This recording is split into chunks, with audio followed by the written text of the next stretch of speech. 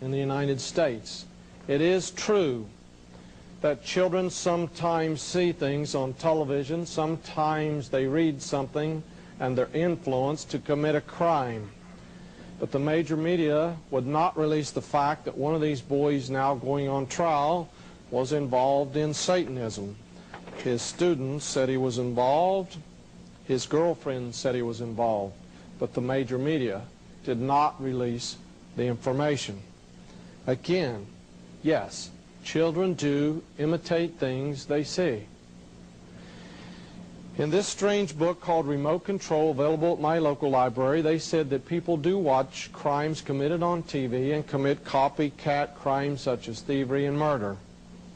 There's a funny little twist to this.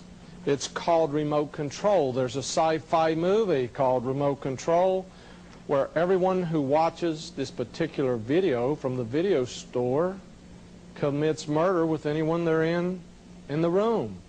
The name of the sci-fi is called Remote Control. You see, mind control goes beyond just selling things, mocking the public, mocking the Christians. This man's name is Chip Tatum. He was an assassin. I won't say for what group. For a professional government agency. He was known as a Black Ops helicopter operator. He could fly into any country in the world underneath radar. He worked for 25 years at his trade. I made friends with him just to find out the inner workings on how mind control works in high places. He told me they have drugs. I will not name those drugs. I know what they're called, but we don't need to let that out. He said they have drugs where they can compromise anyone in the world. He said within 2 months after the G7 meets, they will get their papers telling who to assassinate or who to compromise in the world. He worked at this for 25 years. It was kept totally secret even from his wife. Chip Tatum stated, there was a general in Central America who constantly resisted taking orders from the New World Order. They flew in on a helicopter. They took him out to dinner. They put this particular drug in his drink and in his food. Within 30 minutes, he was a hypnotic victim. Any command given to him, he would obey. They used this drug on him for 2 weeks. When the 2 weeks expired, he could not even remember where he was, where he had been at. Under this hypnosis, he was given commands to do awful things that we do not want to list in detail. We don't want the children to hear it. Then they videotaped him. At the end of the 2 weeks, they walked into his office. He couldn't recall where he'd been. They told him again to jump in line for the New World Order. He said, I will not. They said, view this videotape. How would you like the people in your country to have this videotape? Yes, he took orders from the New World Order after that. Very advanced types of mind control exist in the USA and in the world. This is John Rappaport. He wrote a book, U.S. Government Mind Control Experiments on Children. Yes, charges were brought up in Congress by 2 very courageous ladies. But in this book, let's read what's been going on since the 1950s. In the mid-1950s, children were brought to the United States from Mexico and South America. They were considered expendable by the CIA. The CIA performed horrendous experiments on them. Then, lessons about what worked in brainwashing were applied to other children. The best and brightest in America were carefully selected. It was as if CIA experiments hoped to establish long-term control of the minds of these children for the future. Now notice, they were trying to work with children in some very gifted ways. Several decades ago, this book appeared. It was called The Control of Candy Jones. It was published by Playboy Press in the middle of the 70s. Candy Jones was the #2 pinup during World War II. Candy Jones was going to commit suicide. Her husband was Long John Neville, a very famous New York talk show host. He also knew some things about hypnotism. She had a hard time going to sleep. Long John asked if he could hypnotize her to help her sleep at nights, and she began to rattle off all this stuff from a spy novel. Because, unknown to her, she had an extra personality that had been created over the years by professional men in military places, and she had been taking communiques to armed force people while she was on her USO tour. The book can still be found in some used bookstores. In 1977, there was David Berkowitz. This is his arrest. He was known as the Son of Sam. Now, David Berkowitz took the fall. He would not say that anyone else was involved in these murders in New York in the 70s. New York got so tense, women would cut their long hair, thinking that the Son of Sam enjoyed shooting women with long hair. All of New York was in terror until David Berkowitz was arrested. Let's look in his apartment.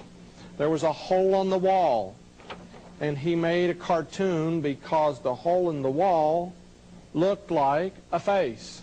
He says, "Hi, my name is Mr. Williams, and I live in this hole. I have several children who I'm turning into killers. Wait till they grow up." What could he have meant? That they were turning children into killers. Later there was research. Later men did some great research, and they figured out that David Berkowitz had to be working with other people. They contacted him in prison. They kept asking him. They kept interviewing him until he admitted, yes, he was working with Satanists. Let's see what he said in Maury Terry's great book, The Ultimate Evil. "I'm serious about all this." This is David Berkowitz speaking. "There is no reason why I shouldn't be. Sir, Satanists, genuine ones, are peculiar people. They aren't ignorant peasants of semi-illiterate or semi-illiterate natives. Rather, their ranks are filled with," please note this, who are filling the ranks? Doctors, lawyers, businessmen, and basically highly respectable citizens. Now notice, they are normal on the outside at least, but what is he saying about these people?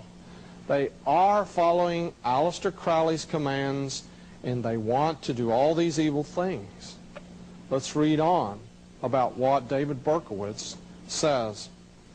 This is from page 308 and 309.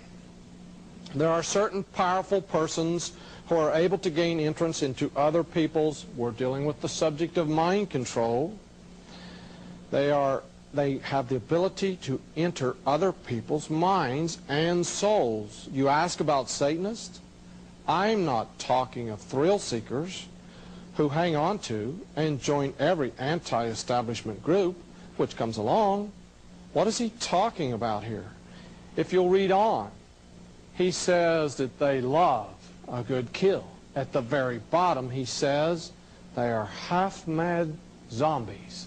Again, David Berkowitz in this book states that he believes he was programmed, he was controlled since he was a young boy to commit these crimes. There are other people coming out in the country. This lady stated that she was programmed on military bases and by professional politicians under advanced mind control, and this was the man who rescued her. Some people do not believe their story. I've interviewed them. I have some advanced techniques of my own I utilize to find out if someone's lying. Through every advanced technique I knew, I had created them myself. This man passed all the tests. The type of programming involved is called trauma-based mind control programming. For instance, these people have all told stories about horrendous torture, things that we would not even want to discuss. It is called trauma-based mind control programming. Let me give you an example. I always refer to the JFK shooting. If you're an older person, you will remember where you were when JFK was shot. I remember the table sitting in study hall in high school. I remember exactly where I was when it came over the intercom and they said the president had been shot in Dallas. Why? Because the trauma heightens all your sensual awareness. and all of a sudden everything around you is recorded. Now let's look a little deeper. Do you remember the name of the street that the president was shot on? Here's a photograph from Dallas. Notice I've included the building. It's Elm Street, but the major media did not release the information. Again, yes, children do imitate things they see. In this strange book called in the United States, it is true that children sometimes see things on television, sometimes they read something and they're influenced to commit a crime.